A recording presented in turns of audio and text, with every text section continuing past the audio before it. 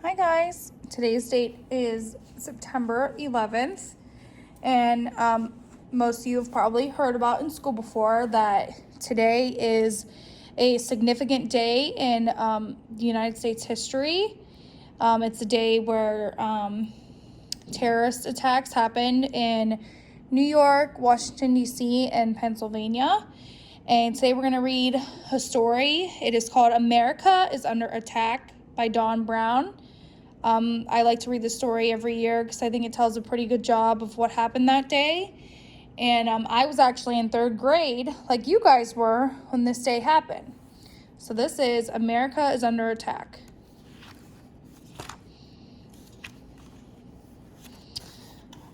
A bright morning, sunlit, a cloudless blue sky. America started its day. Highways filled with traffic. Railroads rumbled with trains. Airports whirled with jetliners. Among the hundreds of planes rising into the flawless blue skies were two from Boston, one from Newark, New Jersey, and one from Washington, D.C. Among their ordinary passengers, there were 19 deadly men. They were followers of Osama bin Laden, leader of an organization known as Al-Qaeda. The group hated America's powers and influence. Bin Laden promised violence against America. The 19 men had pledged their lives to fulfill that threat. At 8 a.m. on September 11th, 2001, they acted.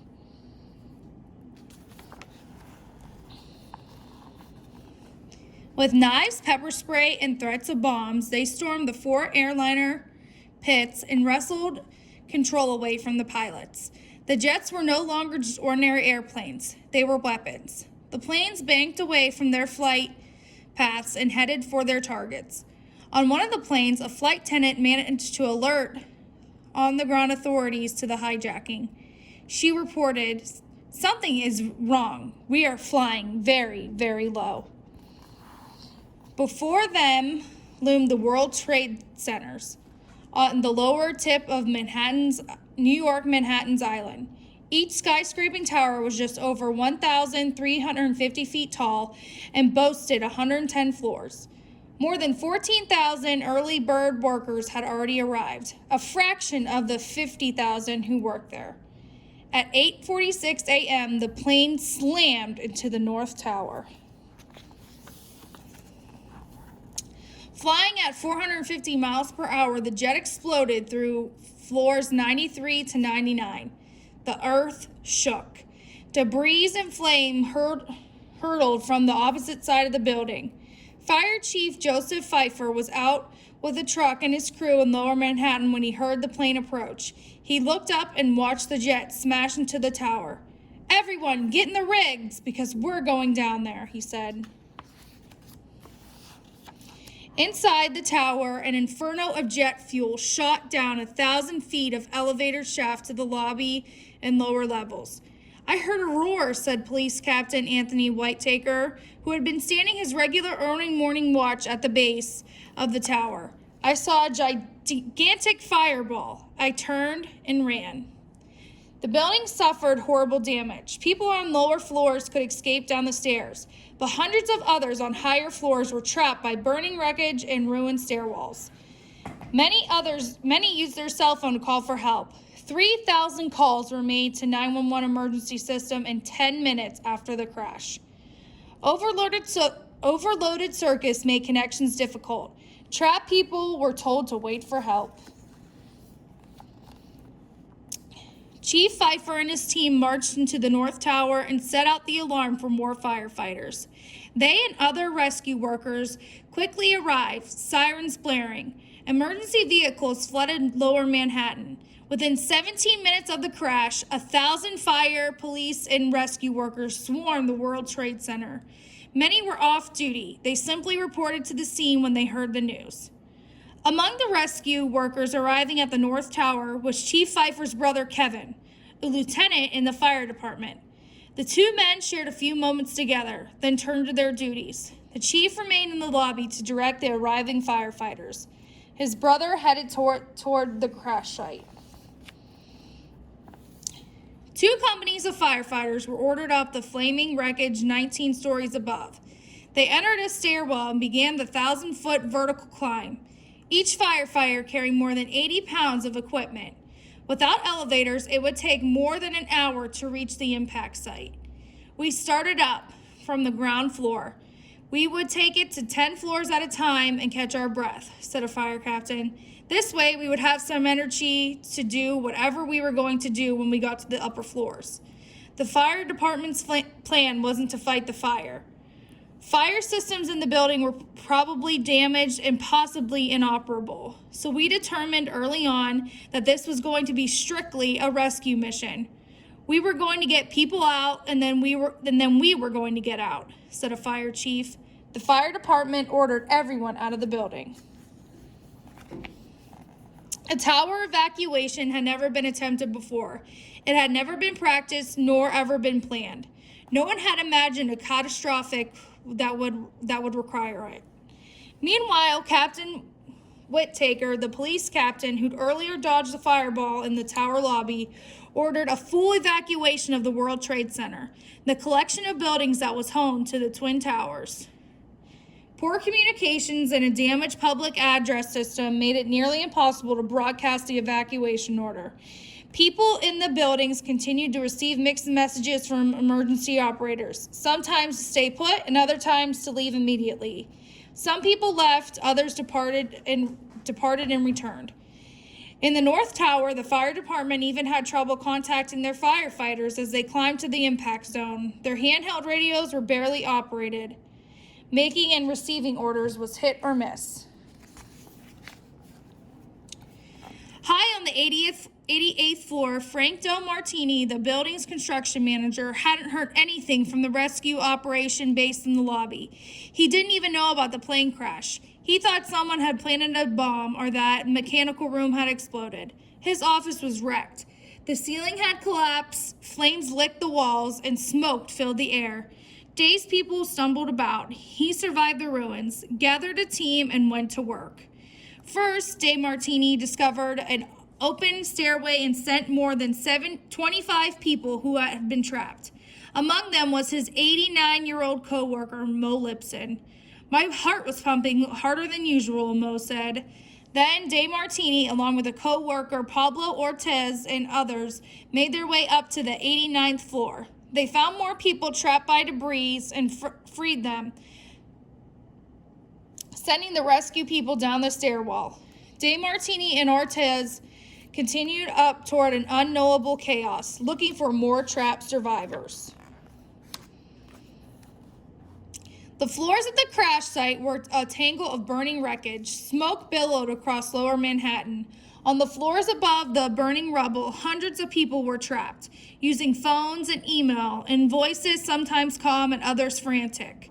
They sent the same message: "We're stuck! Send help!"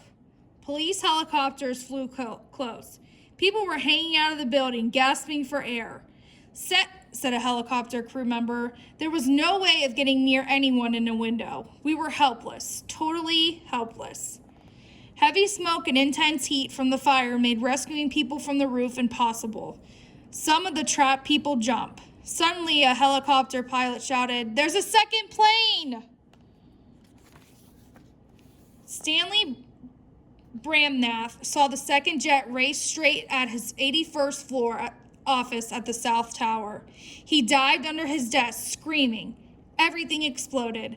Walls and ceilings collapsed. Part of the jet's wing jammed into the door. The overpowering stink of jet fuel made breathing difficult. But Bramnath was alive, the only survivor at the heart of the impact. The second hijacked jetliner had crashed through the 77th to the 85th floors of the South Tower. Massive flames spewed from the tower. Wreckage rained down on the street. It was 9:03 a.m., 17 minutes after the strike on the North Tower. People now understood the earlier crash was not a freak accident, but a deliberate attack. Despite the horrific crash, one stairwell in the South Tower remained intact. Unlike the North Tower, people above the crash had the means to escape to the street. In the chaos, however, many people would not find it. Firefighters scrambling into the South Tower discovered a working elevator that carried them to the 40th floor. From there, they climbed a stairwell. Passing them on the way down were escaping civilians. The lack of panic by the civilians impressed the firefighters. People patted the firefighters' backs and wished them well. In return, the firefighters encouraged them for their long flight down. Below, one elevator screeched to a halt at the building's main lobby. It had plunged 900 feet before automatic safety brakes stopped it. The riders pried open the doors and escaped. In the North Tower, another elevator sat stalled and locked closed at the lobby. It had come to a halt when the plane struck. Chris Young, its lone occupant, knew nothing of the catastrophe around him. Firefighters going up couldn't hear his shouts and marched past him, unaware of his predicament. High above was another trapped elevator. From its intercom, the riders learned that there had been an explosion. The riders forced open the doors, and discovered they had stopped in front of a wall. One of the passengers was a window washer. He began scratching the wall with the metal edge of his squeegee to make a hole. Dense smoke billowed of both towers. Falling wreckage hurtled up to the ground. Despite the risk, hundreds of firefighters, police, emergency medical technicians, private security guards, and even workers from the neighboring hotels stationed around the World Trade Center, tending to the injured and helping office workers flee. To avoid the debris raining down on the plaza outside the tower, they directed evacuees through neighboring buildings or through underground corridors. Thousands streamed away. At 9:37 a.m., 200 miles away from the disaster zone in New York, the military's headquarters in Washington, D.C., known as the Pentagon, became the third target of the hijackers' attack. The jet swooped low and plowed into the building at ground level. The flaming impact nearly reached the center courtyard. It was a loud roar. The building shook. Jet fuel poured into the corridors and ignited, taking all the oxygen out of the air, said an Army officer. The heat inside was so hot, it felt like the sun kissing you, said a soldier. Rescuers raced to the scenes. From exits everywhere, 20,000 people eventually evacuated the building.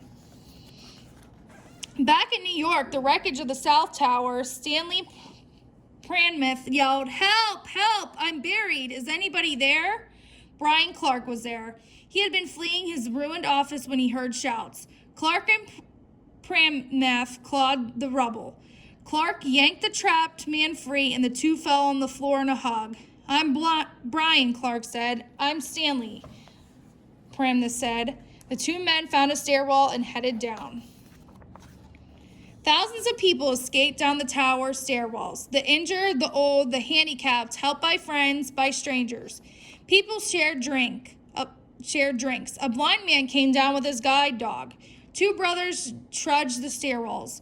One a firefighter going up, the other a businessman coming down. They didn't meet. Not on the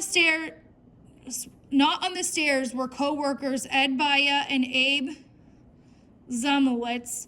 Baya was paralyzed and in a wheelchair. There wasn't an elevator for him to escape. Zamowitz waited with his friend for rescue. They were eventually joined by Captain Wilman Burke.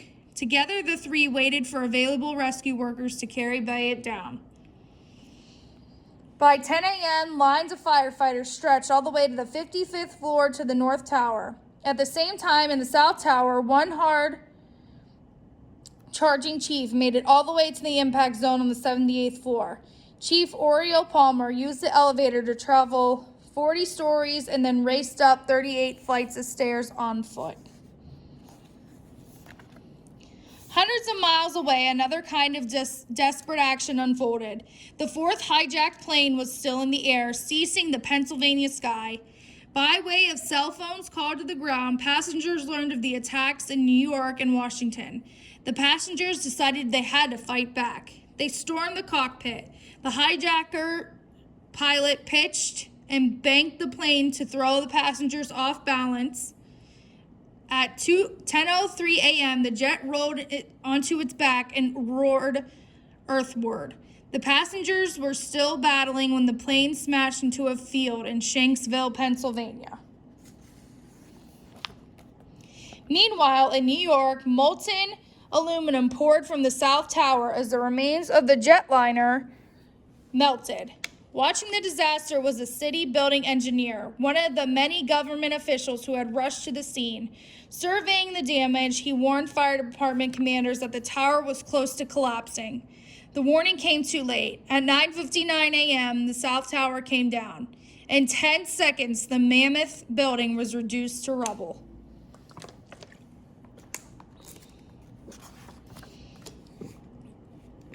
It looked exactly like an avalanche coming down the street at you, a policeman said. It cleaved a neighboring hotel in two. Cars flew through the air. Giant steel girders tumbled like toothpicks. We saw air conditioning ducts, we saw parts of buildings and newspapers and debris, all in a dust ball coming at us, said a police captain. The collapse generated a furious wind. One police officer was thrown from one side to the street to the other. I was literally blown out of my shoes. A monstrous, dirty cloud covered everything. Picture taking flour and sticking it up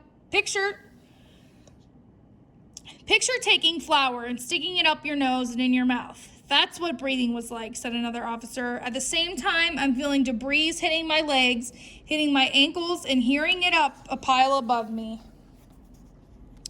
Fire Chief Pfeiffer and the other firefighters in the North Tower lobby heard a loud rumble. I thought something was crashing through the lobby. We huddled down at the base of the escalator. The whole area became totally black. We stayed there until the rumbling stopped. I never even suspected the second tower had collapsed.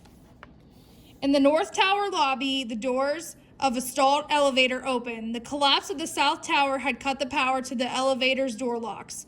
From the car emerged Chris Young, the trapped passenger who had been overlooked by rescue workers. Earlier, he had boarded the elevator from a polished, modern lobby.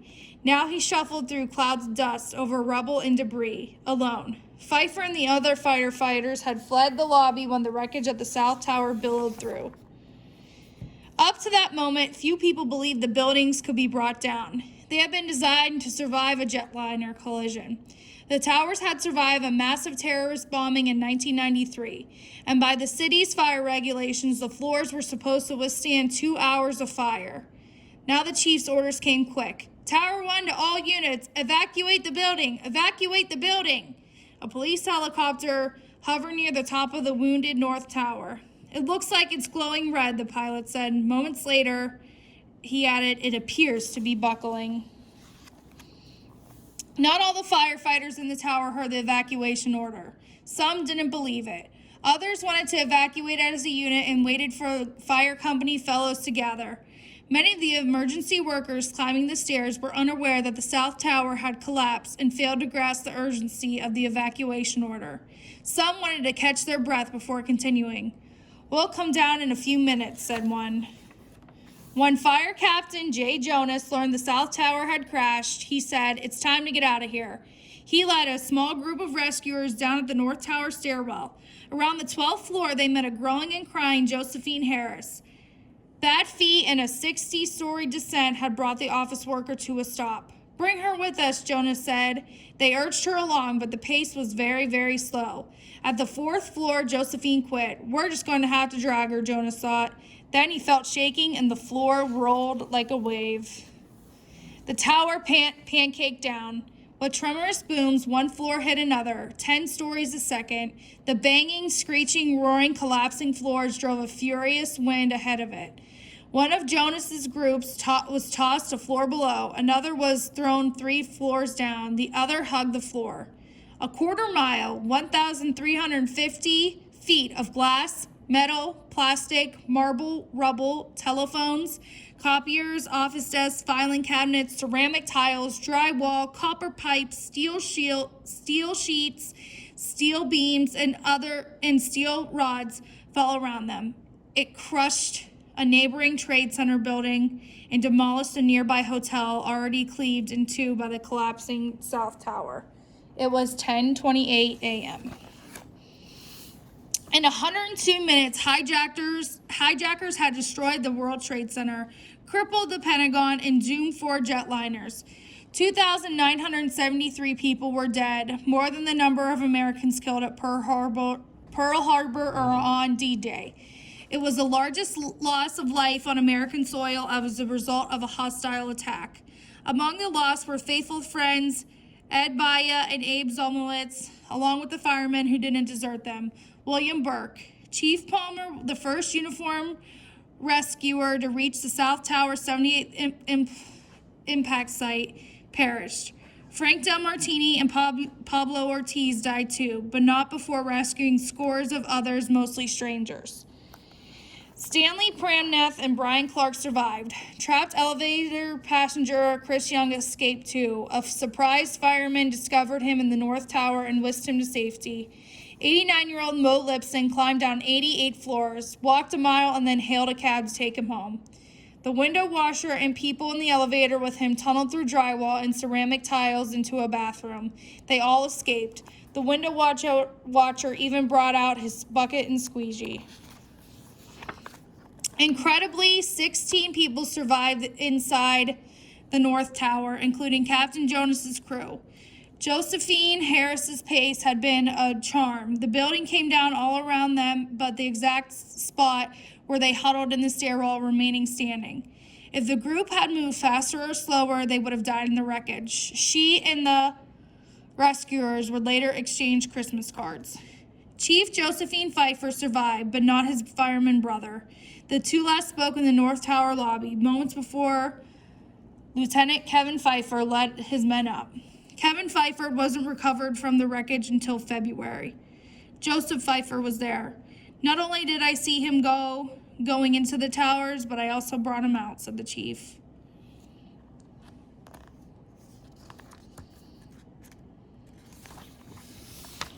The end. So that's the story of what happened on that day in September 11th.